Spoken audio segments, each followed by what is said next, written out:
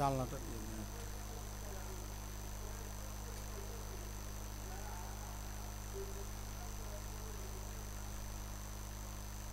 হে বিশ্ববরেণ্যময়, ইতিহাসের পাতায় যাকে দেখতে হয়, নতুন প্রজন্ম নতুন আবির্ভাবে কবির যে সাহিত্যিক নিয়ে খুলনার থেকে যে প্রচার করে, জনাব শফিকুর রহমান শফিক সুমন আমাদের মাঝে এসেছেন।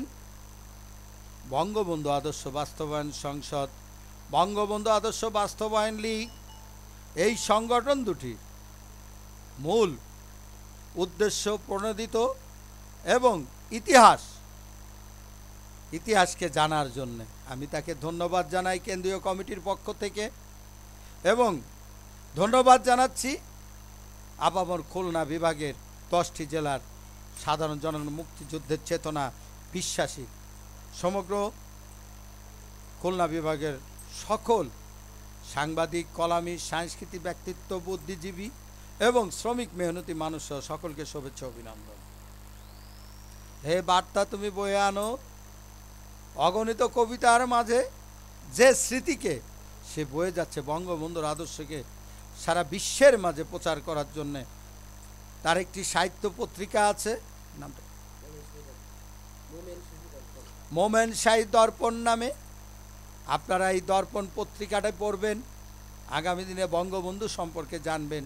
সঠিক ইতিহাস 1947-এর আগে এবং পরে অনেক ইতিহাস আপনারা এখন থেকে অন্তত এই দর্পণে আপনারা পাবেন।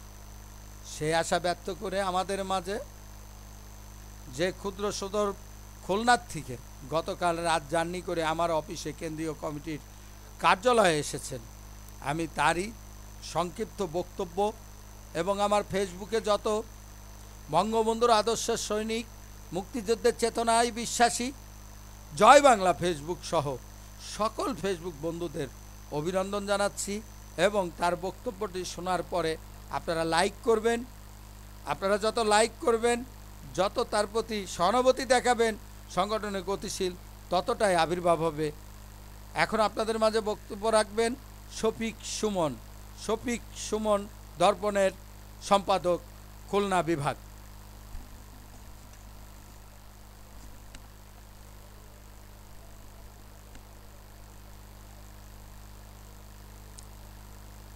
বঙ্গবন্ধু আদর্শ বাস্তবায়ন সংসদের সম্মানিত প্রতিষ্ঠাতা সভাপতি এবং এই প্রতিষ্ঠানের সাথে সম্পর্কযুক্ত সকল সদস্যবৃন্দ এবং যারা এই প্রতিষ্ঠান পরিচালনা পর্ষদে আছেন, ফেসবুক সদস্য আছেন এবং যারা মন দিয়ে এই প্রতিষ্ঠানকে দূর দূরান্ত থেকে ভালোবাসেন, সবাইকে জানাই আন্তরিক সালাম ও শুভেচ্ছা। প্রত্যেক মানুষের একটি সামনে চলার জন্য একটা সুনির্দিষ্ট চিন্তাভাবনা, মতাদর্শ থাকে। ঠিক আমি আমার জীবন পরিচালনার জন্য একটা মতাদর্শ নিজে থেকে তৈরি করে নিয়েছি। নেতা হিসেবে আমি সর্বপ্রথম সবচেয়ে বেশি যাকে ভালোবাসি তিনি হলেন অ্যাডলফ হিটলার। আর জাতীয় নেতা হিসেবে আমার দেশের যে নেতার কথা না বললে নয়, যাকে আমি মন থেকে ভালোবাসি, যার আদর্শ আমি লালন করি, পালন করি এবং জীবনে বাস্তবায়ন করতে চাই, তিনি হলেন বঙ্গবন্ধু শেখ মুজিবুর রহমান। আর সেই আদর্শ বাস্তবায়ন করার জন্য, মানুষের মাঝে প্রচার করার জন্য যে লোকটি অক্লান্ত পরিশ্রম করে এই ঢাকা শহরে বসে গোটা বাংলাদেশকে একত্রে আনার জন্য, মানুষের দ্বারে দ্বারে, মানুষের মনের ভিতরে বঙ্গবন্ধুর আদর্শকে বাস্তবায়ন করার জন্য পরিশ্রম করে যাচ্ছেন, তাকে আমি আবারও ধন্যবাদ জানাই, মোহাম্মদ আব্দুর রাজ্জাক শাকিলকে। আজকে অফিসে আসি করি, তারপরেও বিভিন্ন কারণে আসা হয় না, কিন্তু মনেই হলো যে না, আমি অফিসে যেয়ে একটু দেখা করব এবং ভালো লাগলো। অফিসে যদিও আজকে ছুটির দিন, তারপরেও আমরা দুইজন এখান থেকে অনেক আলাপ আলোচনা করলাম, কমিটি সম্পর্কে আরও অনেক বেশি তথ্য জানলাম, খুব ভালো লাগলো। আশা করি এভাবে আব্দুর রাজ্জাক শাকিল ভাই যদি এই প্রতিষ্ঠানটাকে আরেকটু প্রসার করেন, তাহলে আমার মনে হয় সারা বাংলাদেশের মানুষ এই প্রতিষ্ঠানের আদর্শে আদর্শিত হয়ে বঙ্গবন্ধুর আদর্শ, জীবন আদর্শ এবং তার নীতি ধর্ম বা তার মটো তাদের প্রত্যেকের জীবনে বাস্তবায়ন করতে উৎসাহী হবে এবং এটা সহজও হবে। আমি এর জন্য আব্দুর রাজ্জাক শাকিল ভাইকে অসংখ্য ধন্যবাদ জানাচ্ছি। আর খুলনাতে যার জন্য তাকে আমি দাওয়াত দিয়ে যাচ্ছি। আপনাদের সবাইকে ধন্যবাদ।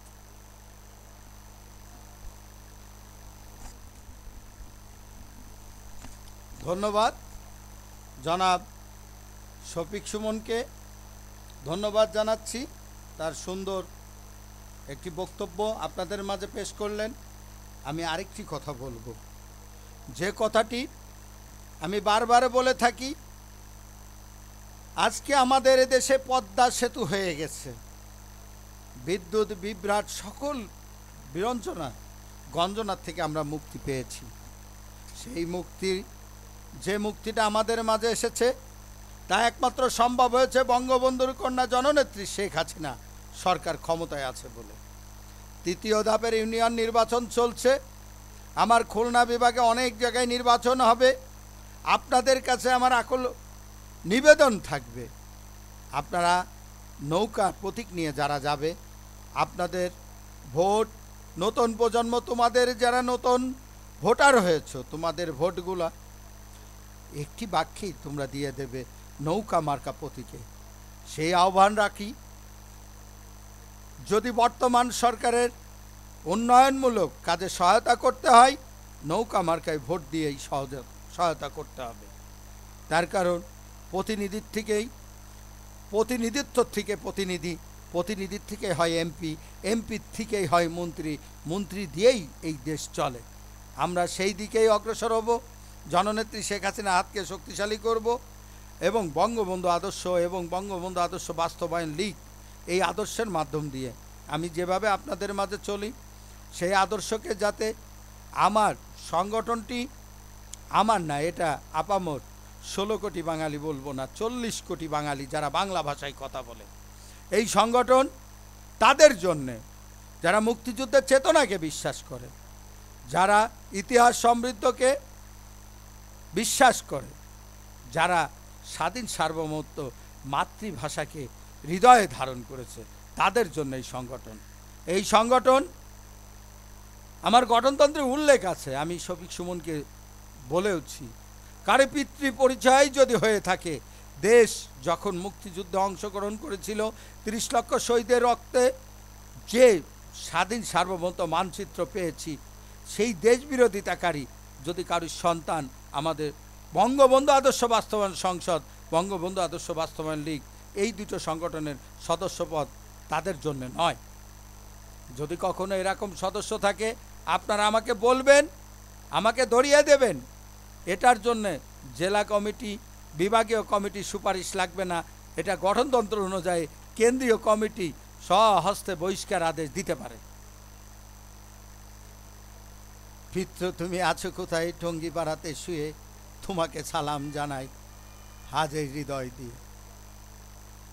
অনেকে জানে না ইতিহাসের কথা। হে বঙ্গবন্ধু, তুমি হলে জাতির পিতা, মুসলিম জাতির পিতা ইব্রাহিম খলিলুল্লাহ, বাঙালি জাতির পিতা বঙ্গবন্ধু শেখ মুজিবুর রহমান। অনেকেই জানে সালাম বরকত রফিক জব্বারের নাম। আমি তো বলেছি, বঙ্গবন্ধু 1949 সালে বরিশালে ক্ষেত মজুর সমিতিতেও নাটক করেছিলেন। সেটা ছিল কি? উন্নয়ন, এই গতিশীলে সাম্রাজ্য ঐক্যের সেই বিভাষিকার প্রতীক। তাই তো তিনি আর জাতির পিতা। 1952 ভাষা আন্দোলনে উনি যখন জেলখানায়, যারা নেতৃত্ব দিয়েছেন ভাষা আন্দোলনের, আমি তাদের মুখেই শুনেছি, বঙ্গবন্ধুর কাছে সকল ছাত্ররা যে যখন বলল, লিডার, আমরা ভাষা আন্দোলনের জন্যে আমরা আর পারছি না সইতে, আমরা আন্দোলনে যাব। বঙ্গবন্ধু বলল, আমি তো এখনই ভিতরে, তোমরা এগিয়ে যাও, আমি আছি তোমাদের সাথে। তাই তো সে বাংলা ভাষাকেও রক্ষা করেছে সেই বঙ্গবন্ধু, বাঙালি জাতির পিতা। ইরানের জাতির পিতা যদি খোমেনি হতে পারে, সৌদির জাতির পিতা বলা হয় বাদশাহ আজিজকে, ভারতের জাতির পিতা যদি বলা হয় মহাত্মা গান্ধীকে, পাকিস্তানের জাতির পিতা বলে ইয়াহিয়াকে, বাঙালি জাতির পিতা যে জাতিকে সারা বিশ্বের মাঝে প্রতিষ্ঠিত করেছে, মানচিত্র, একটি নাগরিকত্ব যে এনে দিয়েছে, সেই বাঙালি জাতির পিতা বঙ্গবন্ধু শেখ মুজিবুর রহমান। অনেকেই বলেন স্বাধীনতার ঘোষক বঙ্গবন্ধু শেখ মুজিবরকে নিয়ে অনেক কথাই প্রচার করে। আপনারা আমার ফেসবুকটা আরেকবার ভালো করে দেখবেন। পাকিস্তানের সিআইএ এজেন্টরা ছিলেন 360 টাকা বেতনের কর্মচারী মেজর জেনারেল জিয়া ও কর্নেল থেকে হলেন মেজর। বঙ্গবন্ধু আদর করে তাকে একটি উপাধি দিলেন। হায় রে পৃথিবীর কি ইতিহাস, তারই স্ত্রী, তার জন্ম কবে, আপনারা তো অনেক কিছু জেনে গেছেন। আমার ফেসবুকেও কিছু দেওয়া আছে। উনার লাস্ট জন্ম হয়েছে 15ই আগস্টে, যে বঙ্গবন্ধু নিজের মেয়ে হিসাবে স্বীকৃতি দিয়ে, সকল বীরঙ্গনাকে নিজের মেয়ের স্বীকৃতি দিয়ে, যত নির্যাতনকারীকে বঙ্গবন্ধু নিজেই স্বীকৃতি দিয়েছিলেন, তাদের যদি কোনো পিতা বা কোনো লাঞ্ছিত হতে হয়, সবাই বলবে আমি বঙ্গবন্ধু শেখ মুজিবুর রহমান তোমাদের পিতা। তাই তো সে হয়েছে বাঙালি জাতির পিতা।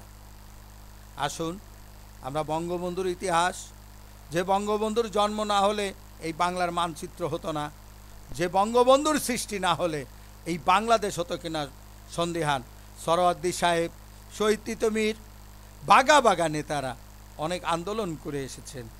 মৌলানা ভাসানী তিনিও বঙ্গবন্ধুর সাথে ঐক্যমত হয়ে যে জাতির পিতায় 7 মার্চের ভাষণ, বাঙালির জাগরণ সৃষ্টির থেকে হয় মুক্তিযুদ্ধ, একটি ভাষণে 18 মিনিটের, সেই ভাষণ থেকে যার যা আছে তাই নিয়ে স্বাধীনতার মূল বৈশিষ্ট্য, ওখান থেকে এক কথার এক দাবি, বঙ্গবন্ধুর কথাই মানতে হবে। সেই 6 দফা 1966 সালের 7ই মার্চে বাস্তবায়ন, তারই নাম স্বাধীনতা। আজ মুক্তিযুদ্ধের ইতিহাসকে নতুন প্রজন্মের মাঝে এভাবে আপনারা যারা আছেন তুলে ধরবেন, আমি এটুকুনে আপনাদের কাছে আশাবাদী। সর্বশেষ আমি 2 লাইন কবিতা না বললেই না। ইতিহাস তুমি রেখে যাও, ইতিহাসকে বিকৃতি করতে দিও না, এই উন্নয়নের ধারা, এই গতিকে রাখতে হলে হে প্রজন্ম তোমরা শিক্ষা নাও, শিক্ষা নাও। আসো আমরা সবাই হই এক, পিছনের কথা ভুলে দেশকে আনবো সারা বিশ্বের 10ম স্থানে যদি হই এক। তোমাদের মাঝে আবির্ভূত শফিক সুমন আমার মাঝে, তার মাঝ দিয়েই আমি আজ পেয়েছি যে প্রেরণা। হে মনিরুজ্জামান রব্বানী, তুমি লেখো অনেক কবিতা, আমি তোমার কবিতায় দেখতে চাই উন্নয়নের জোয়ারের গানগুলি। আসুন আমরা চীনের মতো উন্নয়ন করি, ঘরে ঘরে শিল্প করে দেশকে সারা বিশ্বের অন্যতম 10টি দেশের স্থানে নিয়ে যেতে পারি। সেটা আপনার আমার ঐক্য হতে হবে, সন্তানদেরকে শিক্ষা দিতে হবে। শিক্ষাই প্রতিটা ঘরে যদি জাগাতে পারি, হে আলো তুমি জ্বালো মোর হৃদয়ে। শিক্ষার মান, বিজ্ঞানকে চর্চা করো তোমরা এই ডিজিটালের যুগে। যে জিনিসটা দিয়ে গেছে বঙ্গবন্ধুর সুযোগ্য কন্যা, বঙ্গকন্যা শেখ হাসিনা আমাদের মাঝে। আসুন আমরা সকল ভেদাভেদ বলে তৃণমূল পর্যায়ে আজকে যে নির্বাচন হচ্ছে, সেই নির্বাচনের জয় আমরা তুলে দেব। আগে পরপর প্রথম ধাপ, ধাপে যেভাবে এনেছি আগামী দিনেও আনব, এই প্রত্যাশা রেখে আমি বঙ্গবন্ধু আদর্শ বাস্তবায়ন সংসদ ও বঙ্গবন্ধু আদর্শ বাস্তবায়ন লীগ কেন্দ্রীয় কমিটির পক্ষ থেকে আমি আবার আমার সকল ফেসবুক যারা বন্ধু আছো, নতুন বন্ধু হবে, তাদেরকে আমি ধন্যবাদ জানাচ্ছি। এবং আরেকটি কথা বলবো, তোমরা যারা বন্ধু হতে চাও, বঙ্গবন্ধুর চেতনার একটি ফরম দিব, তোমরা আশা করে আগামী দিনে লিপিবদ্ধ করবে, সেই আশা ব্যক্ত করেই আমি আমার বক্তব্য শেষ করছি। খুদা হাফেজ। জয় বাংলা, জয় বঙ্গবন্ধু।